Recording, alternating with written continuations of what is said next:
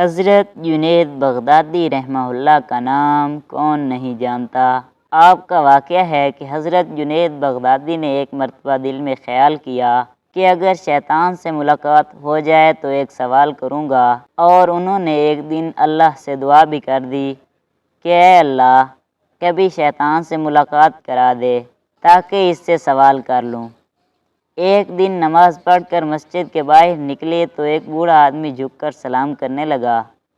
حضرت جنید رحمہ اللہ نے اس کو دیکھ کر کہا کہ تم کون ہو؟ کہنے لگا کہ میں وہی ہوں جس سے ملنے کی آپ کو آرزو اور تمنا تھی۔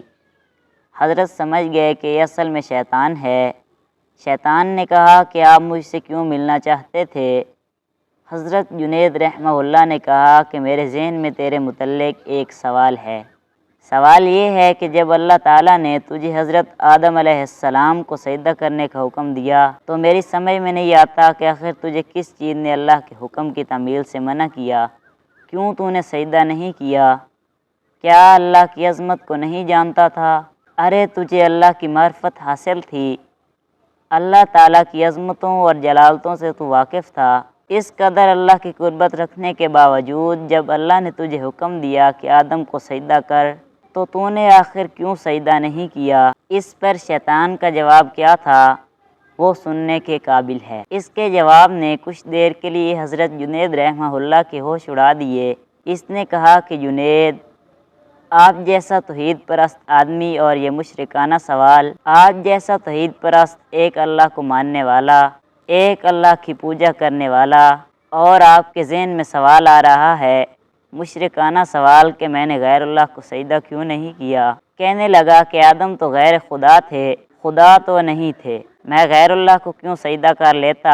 آپ جیسا توحید پرست آدمی ایسا مشرکانہ سوال میرے سے کر رہا ہے، بڑے افسوس کی بات ہے۔ حضرت جنید رحمہ اللہ کہتے ہیں کہ جب اس نے یہ بات میرے سے کہی تو مجھے لگا کہ ہاں یہ تو ٹھیک کہہ رہا ہے، اور پھر تھوڑی دیر کے لیے مجھے ایسا معلوم ہوا کہ میرا ایمان سلب ہو رہا ہے، اس لیے میں سناٹے میں پڑ گیا، ہوش حواس باقی نہ رہے۔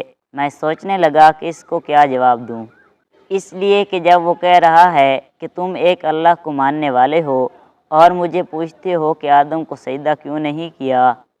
حضرت جنید کہتے ہیں کہ میرے ذہن میں جواب نہیں آیا، فوراً اللہ کی طرف سے الہام ہوا اور مجھ سے کہا گیا کہ اس سے پوچھو کہ حکم دینے والا کون تھا۔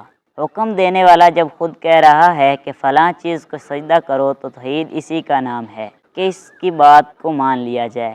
حضرت جنید کہتے ہیں کہ اس الہام کے بعد میرا ایمان برقرار ہوا، ورنہ تو مجھے ایسا معلوم ہوا کہ میرے ایمان میں تزلزل پیدا ہو گیا ہے۔ بھائیو، یہ ہے شیطان کی مکاری اور عیاری۔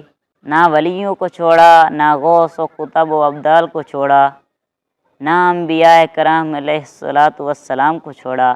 غور کرو کہ شیطان باتوں کو اور چیزوں کو کس طرح مزین کرتا ہے اور گمراہ کرنے کی کوشش کرتا ہے۔ اس کا ذرا اندازہ اس واقعے سے آپ کر لیجئے۔